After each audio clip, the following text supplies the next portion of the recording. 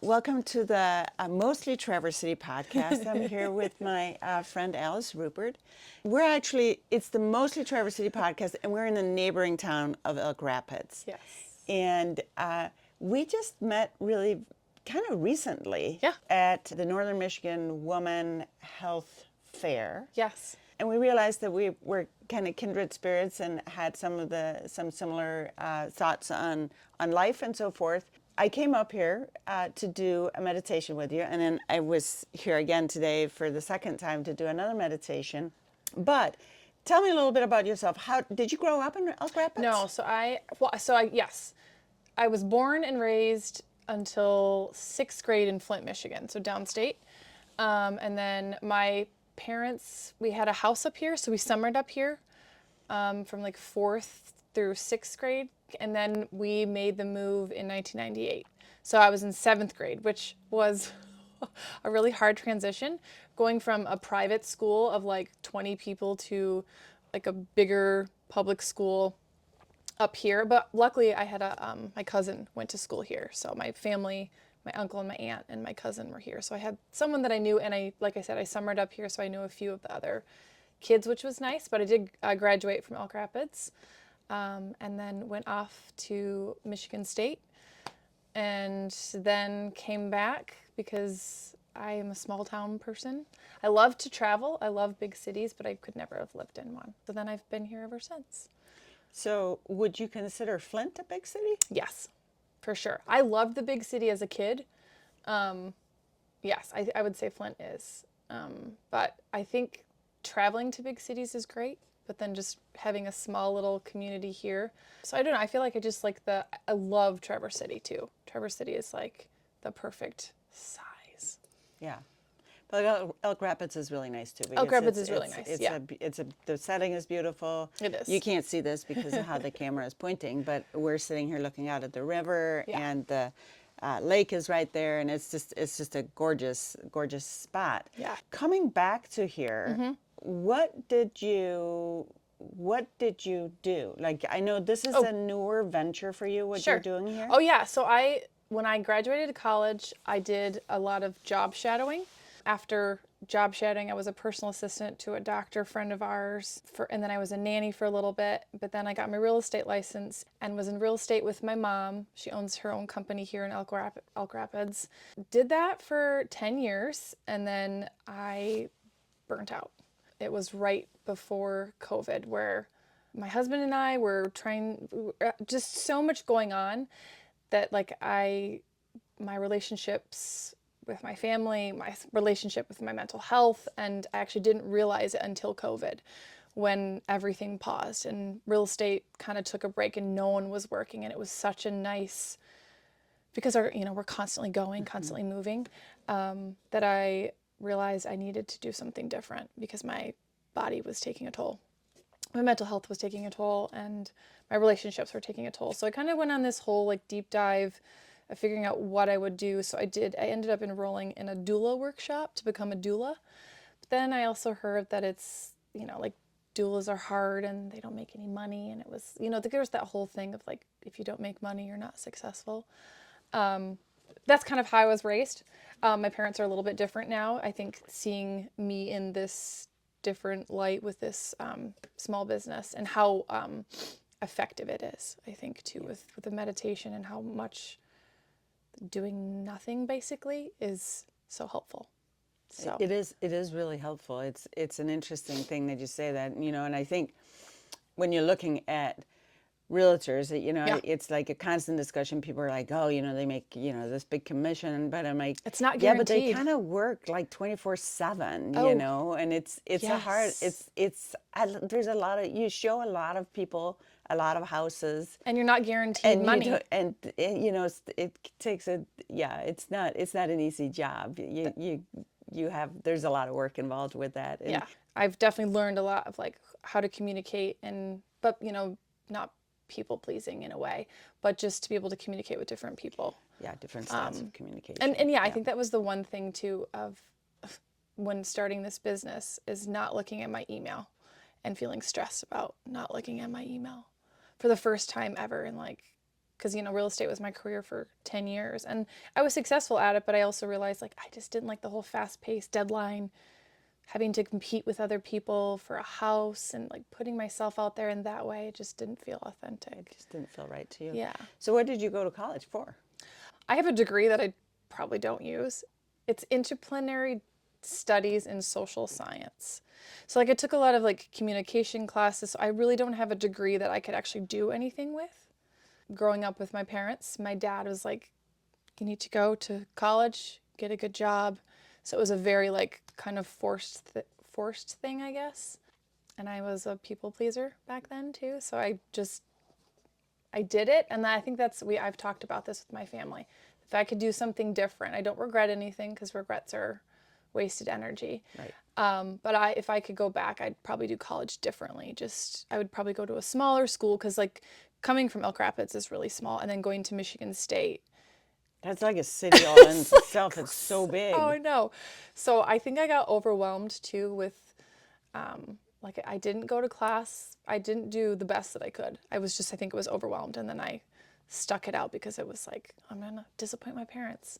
But I probably would have done it differently. But I'm glad that I did it because I did take a lot of different classes, communication and nutrition, and the nutrition and communication classes and interdisciplinary like studies with people and working with people on that level.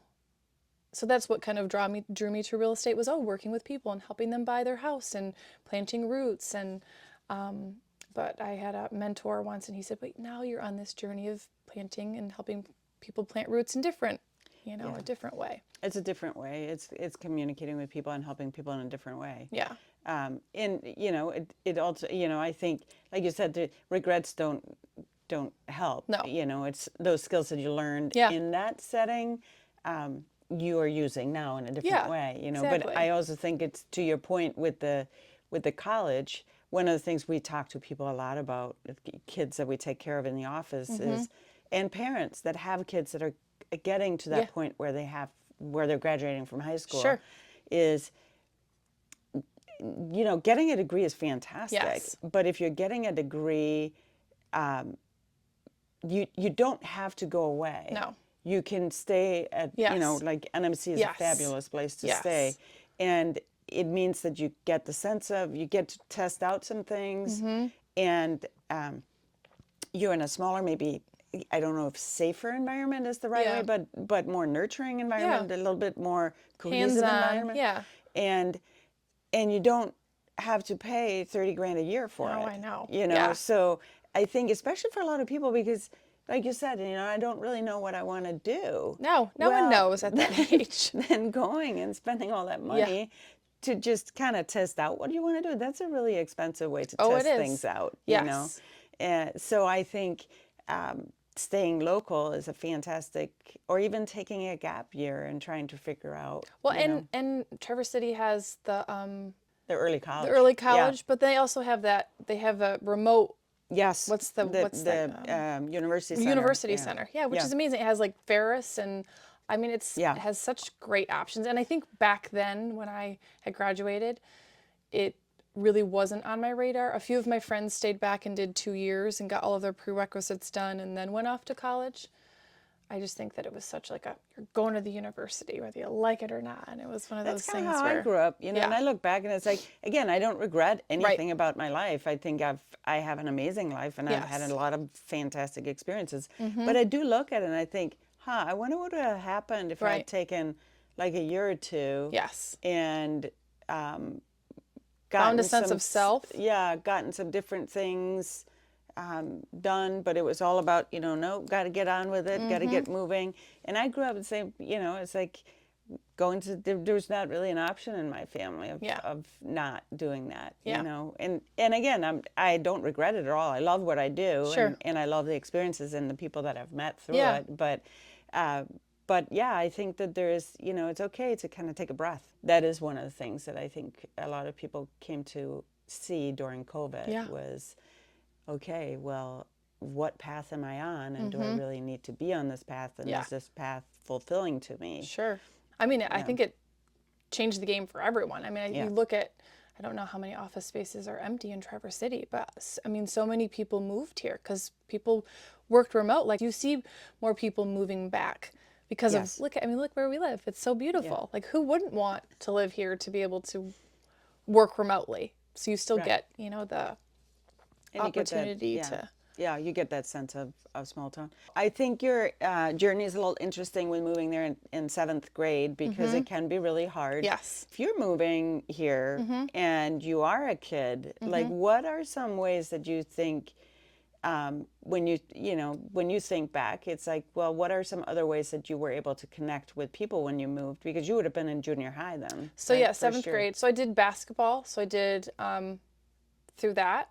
But like the beach, I mean, so you go to the beach and you can meet people that way, which was nice. And like I said, thankfully I had my cousin and who introduced me to other people. And I think just kind of, you know, as a kid, especially in 7th grade, like right during puberty, is the worst time ever. But so I think just kind of finding, you know, your way and finding friends and talking to different people and kind of putting yourself out there, especially at that age, is hard. But so I would say like doing sports kind of helped. We're kind of an athletic family. I'm not so much, but I tried. And I think that was the thing too, is just trying different things too in those moments. Yeah, kind of putting yourself out there a little bit with those things.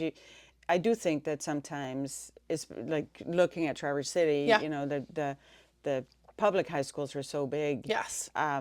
That there is an opportunity for people to connect into different things, and whether it's arts or sports, music or music, there's you know, yearbook, you know, there's so many things. There are so many different things that you can put yourself into. Did you have a job here when you were a teenager? Yes, I worked as a nanny with a family that lived down the road.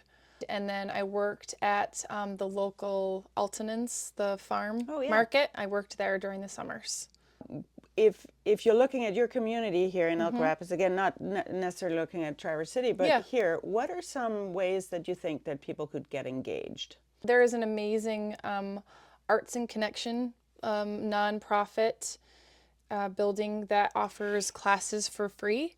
I just saw that driving into town. It's amazing. I was wondering what it was. Sherry Reed, the Reed Foundation, she offers a variety of classes. Wonderful. Like painting classes. I actually did a collaboration with them last year. And they offer like wide variety of things, like quilting. They also have mahjong there. They have like meetings, like men meet. So like there's a lot of different, like that's a really good community space. And I think that's what we were missing, because it is such a small town and it's not necessarily cliquey by any means, but there wasn't anything, I don't think, that kind of brought people out to do those things. I know that a lot of the restaurants now, the Dam and Foundry, which are both two newer businesses within the last 2 years, do game nights, trivia nights.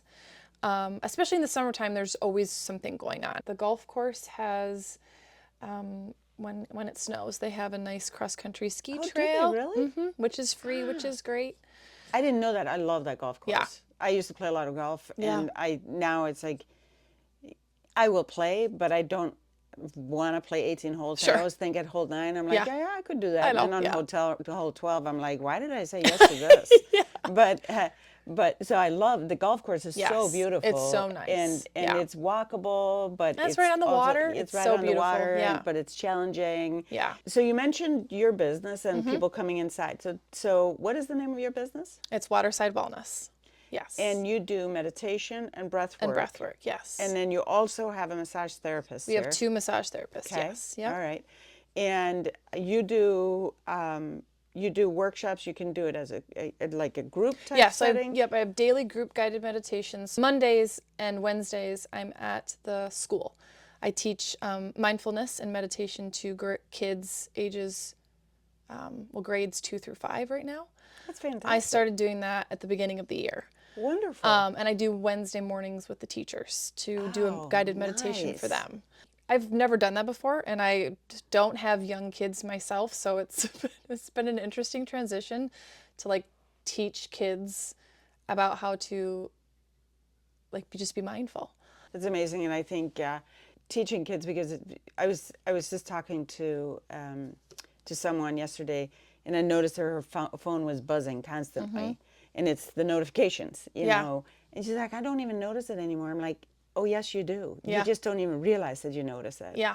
Our worlds are constantly disrupted. Oh, for sure. It's nonstop input. Like you were talking about not dreading opening your email. Yeah. You know, it's like every once in a while, it's just something will creep up, and I'm like, why is this buzzing on my phone? Yeah. You know, but it is because there's some, I don't, you're probably familiar with it, but it's called a task shifting penalty, and it's every time you get disrupted, your brain has to work to get back to the path that it was on. And we might think that it's nothing, but it steals energy from us. It does. So I think if you can work with kids and teach them that being present in the moment that they're in it's the best practice. I mean, being present is the practice behind everything. To be able to do it well, like for sports, for art, for music, for being present is. So it is like I said, I do the group guided meditations. I do private sessions. I actually do Zoom private sessions as well. I have a client who is here in the summer, then lives in Texas in the winter, so I do online with her. And then the one-on-one Revelation Breathwork sessions, and then I also do couple sessions as well. So if I was to come here for just a weekend or like a week-long trip, like what you used to, you used to come up here for the whole summer, but if I was just a normal quote-unquote tourist and I came here, what are some things that you would like, oh my gosh, you cannot come to this area and you must go see this or must go do this or eat at this place? Or So it just depends on the season, because obviously it's different in the season. So the summertime, obviously the beach. I mean, because look where we live. Wednesday nights are so much fun in the summers. Wednesday night they do evening on River Street, and they shut down the entire River Street. They have live music. They have different little booths where you could play games. They have food. They have drinks. We now actually have a social district in Elk Rapids, so now you can drink and roam the streets. So I think that is such a fun thing that has always been happening, even when I was a kid. Our annual festival is called Harbor Days. That's usually the first week and weekend in August. And a ton of different activities, kind of just like they have the Arnold Carnival. They have like the hole-in-one golf thing. So I think that is a fun time to come to Elk Rapids. In the wintertime, it's the downtown merchants group has been doing a really good job of getting people downtown. So having like ladies night like we had last night. We did like a fall festival thing where they shut down the street again. So these little things of bringing people into the town, which is great. Like I said, the trivia nights are really nice. So I think that those are all good qualities of like the things to do. It's hard because, like I said, it's very seasonal. In the wintertime, it does get a little slower, but like I said, the business group or the downtown merchants group has done a really good job of having certain events like the chili cook-off. So each, businesses each make their own little, chilies, fun. and people test them. So there are little things to bring people into town. Yeah. But those are some great ideas, and I love the things that you're telling me, because it's all news to me. I didn't know that any of these, and we really don't live that far from here, because we live on the east side of Traverse City, so we're not that far. But so my final question to you is, if you were to think of yourself or something that people would say about you, is like, what is your secret power? Like, what is something where it's like, this is kind of my secret sauce, and I have some ideas of what I think for you. For me? But I'm just wondering. I don't love talking about myself. I will say I've actually, a couple of people have told me this. I would say that just making people feel safe. Yes. And that we've known each other for a while. I feel like I have worked on my listening skills and being able to not react before, or like already have something thinking. So I think really being present in a conversation and making people feel safe, that they can, you know, pour their hearts out in a way, or just kind of creating that. And then that's why I created my, you know, my side of the business, is to be able to have people come in here, feel safe enough, but also to experience themselves. And I feel like I've done a pretty good job of that. I would say that would be my secret sauce. I think you're right. I think that's, you know, I think, again, like I said, we just met each other Yeah. just recently, and Yeah. it's like I already feel like we're great friends. I know, you I do too. I too. Yeah. It's that making people feel comfortable, and I think your thing about hearing what people say, because I think that we could all use more of that, because what I think where most people go wrong in conversations is, as you're forming your sentence, I'm already coming Yes. up. I'm already forming my counter argument for why you're Yes. for why you're wrong Right. in what you're saying. Or like adding your, you know, Right, spin to yeah, it. I yeah. That's how I grew up. Like Yeah. my dad is one of 12. He's the Oh. second oldest of 12. So it's like, if you're not talking over the person, or, you know, or if he, you know, he's constantly has this thing of like, well, this is how it was in my house. I'm like, but that doesn't have to be that way now. Like if we Right. could adjust, I think that's what, you know, like meditation and being mindful and present is just kind of like taking a beat. Doesn't have to happen right away, unless it has to. Like there are certain, you know, things that have deadlines, but yeah, just making people feel heard. Yes. It is nice to know that you make a difference. It is. Yeah. But I know from my own practice that it does make a difference. It's just not always seen I physically. totally agree. Yeah. Yeah. I totally agree. Yeah. Anyway, so thank you for tuning in to the Mostly Traverse City podcast from Elk Rapids with Alice Rubert. I'm glad that you tuned in. If you have any questions or comments, you can leave them, and you can see all her contact information in the show notes. Have a great day.